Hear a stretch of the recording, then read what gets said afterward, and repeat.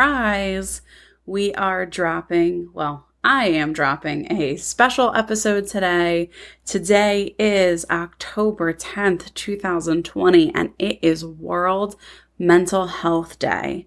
So I wanted to drop this episode on this day because I think that there's a lot that we have to learn when it comes to mental health and a lot that we need to be doing to take care of ourselves right now, especially in the middle of this global pandemic. So I want to talk about this widely used term of self-care. So many people say self-care, self-care, self-care. Well, what the hell does it actually mean? I think that when most people think of self-care, and I know that this is true for me, they think of something similar to this specific episode of Parks and Rec. All my Parks and Rec lovers out there, you all have to know what I'm talking about, with Tom and Donna. I'm actually going to play this clip for you right now because I think this is what so many people think self-care actually is. So I'm going to play this. 3 words for you. Treat yourself. Treat yourself 2011. Once a year, Donna and I spend a day treating ourselves. What do we treat ourselves to? Clothes. Treat yourself. Fragrances. Treat yourself. Massages. Treat yourself. Mimosas. Treat yourself. Fine leather goods. Treat yourself. It's the best day of the year. The best day of the year! I love that clip so much. This is one of the funniest shows. I mean, sidebar real quick. This is one of the funniest shows I've ever seen in my life. I did not know what Parks and Rec was until, honestly, 3 years ago. When my husband introduced it to me, he was like, you have to watch this show. And we watched it. It was before we even got married. And I laughed my ass off. If you have not watched the show yet, I don't know what you're waiting for, but it's what we all need in times like these. So I digress. Back on track. Like I was saying, I think so many people think that self-care looks like Donna said, mimosas, fine leather goods, buying yourself a pair of diamond earrings, buying yourself a new car. I know for me, when I was, I guess in my late teens, early 20s, and I first started working, I thought self-care was going to get a manicure.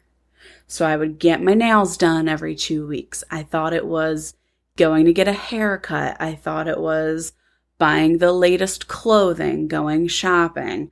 I would spend way more money than I was actually bringing in, all in the name of self-care, right? I'm stressed out. I had a hard day at work. I had a long day at grad school. I'm really tired. I'm going to go online. I'm going to buy myself some shoes. I'm going to buy myself a purse. I loved to shop because it made me feel better. It gave me like a temporary relief. And I think that that's what a lot of us do. And don't get me wrong, I'm still a fan of some retail therapy. It's one of my favorite types of therapy.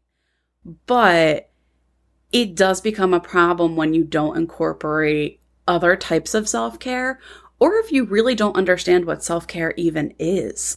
I actually was hurting myself in the long run because I was spending way more money than what I was making, and really just for a quick fix. So I would feel better once I got my new Michael Kors purse, or I ordered a Kate Spade phone case that I spent, $90 on when I really didn't have $90 to spend. But then after a day or two, the newness wears off and you're back to feeling that sense of like emptiness. I need something. I'm depressed. I'm stressed out. So that's why I wanted to release this episode on World Mental Health Day about self-care, because it's crucial to all of our well-beings. And just to make it clear, self-care is not just for people who have mental health issues or mental illness. Self-care is for everybody. Whether you've been diagnosed with depression, anxiety, eating disorders, PTSD, bipolar disorder, or if you've never had a mental health diagnosis in your life, you still need self-care. I think that the term self-care looks different for each and every one of us. And it also can look different for us each and every day, depending on what kind of mood we're in, where we're at emotionally, physically. My definition of what it means to take care of yourself, and this is something that I preach to my clients about and really try to internalize for myself, but my self-care is trying to honor the emotions that I'm feeling. So instead of trying to numb out, right? Because I used to numb out, and that's what I would consider self-care. I have a lot of anxiety right now. I don't like what I just ate because my eating disorder is telling me I shouldn't have eaten that. And what would I do? I would buy something online. I would buy makeup. I would maybe go out and get more food to try and comfort the part of me that was feeling anxious. I know in particular when I was really little, I used to have these horrible fears of my mom dying. And my mom was getting her master's degree, so she was working all day and then she would be in school at night, and I would be home with my dad and with my brother. And there were so many times where I remember sitting at the top of the steps at night waiting for her to get home. And I had to be, I don't know, maybe 6 at the time. And I would be sobbing, and I would keep having these intrusive images that would come into my mind, again, as a 6-year-old. And who knows how these images even got in my brain. I mean, I was pretty much into Disney when I was a kid, so who knows? But I just remember having these really intrusive images flash into my brain of my mom being dead. And it was gruesome, and more often than not, it was a car accident. And I would eat as a little kid to comfort myself. So it would be maybe, I don't know, 9, 10 o'clock at night. And I would find myself in the pantry sneaking food into my room to try to comfort myself from the horrible images that I was having of my mom being dead. So from a little kid, I had this idea of self-nurturing and self-care that really actually turned out to be very self-destructive for me in the end. It was not self-care. And as I mentioned earlier, these days it looks a little bit different for me. Instead of trying to numb out or stuff those feelings and emotions down, I try to honor them. So I recognize them. And instead of immediately jumping to try to forget about how I feel or ignore how I feel, I let those feelings come up. I talk about it. I reach out to my husband. I reach out to my friends. I write. I journal. Journaling has really been saving my life. The Light After Trauma blog that I started, where I put out new blog posts every week, has been really healing for me because it makes me accountable to write. I was always one of those people that was like, oh, I don't feel like writing. Like, I have too much to do. I don't have time to journal, which is honestly a load of crap. So if that's an excuse that you use, it's a bunch of shit.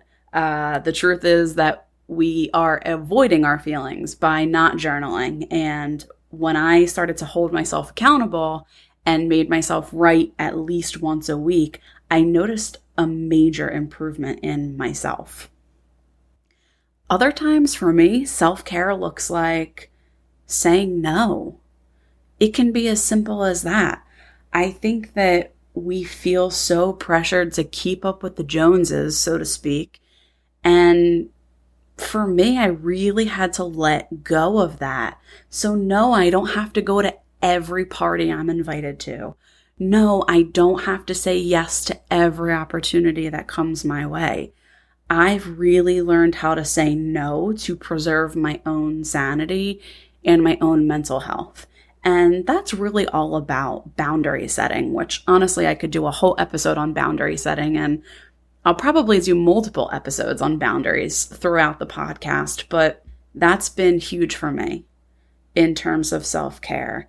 And sometimes it's also as simple as getting outside on a nice night and looking at the stars and just getting out of your own head and your own problems, looking at the world around you, getting on the highway, seeing the trees, seeing the colors change.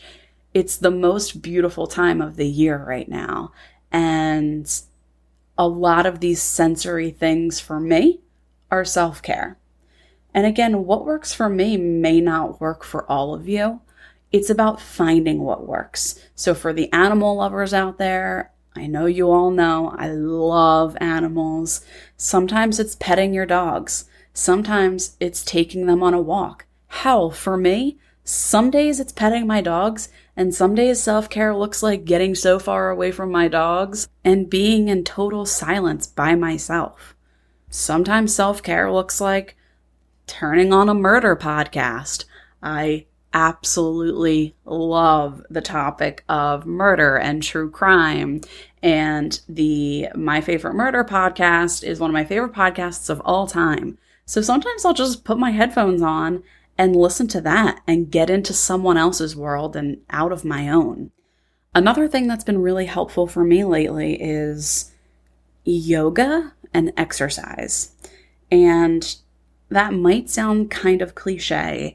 I've been somebody who exercised my whole life, but I never really used it for self-care. Exercise for me was always a tool that added fuel to the fire that was my eating disorder. So I would exercise to burn calories. That's the only reason I did it. Exercise to tone your butt, tone your arms, get that beach body, all that crap that the media tries to sell you on that really isn't attainable. That's the only reason why I ever worked out. But lately, I've been slowing it down a lot. I've been getting into the practice of yoga, and I've been learning a lot about what kind of movement my body actually enjoys, what feels good, what doesn't feel good. And I've actually stopped working out for the calories. It's been amazing. In fact, I even went so far as to take off my Apple Watch when I'm working out, which for anyone out there that struggles with eating disordered habits or that might have an addiction to exercise, I know y'all know how hard that is, because all that matters is burning as many calories as possible on that Apple Watch when you hit that workout setting. I've actually taken it off, and let me tell you something. If you have not done so, I highly recommend it because it's one of the best forms of self-care that I have ever done.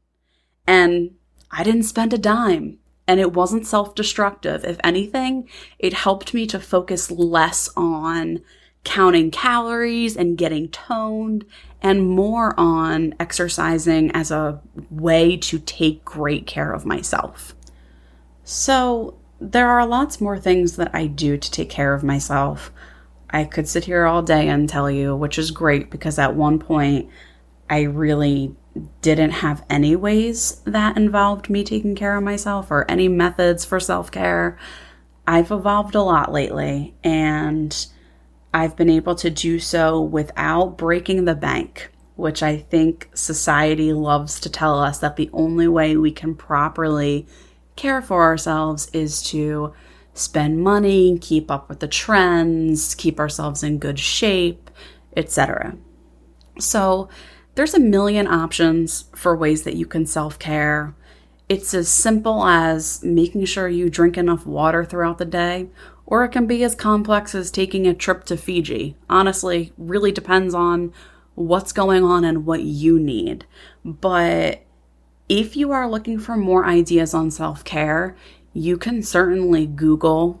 A quick Google search is going to give you thousands of tips for self-care without ways to break the bank.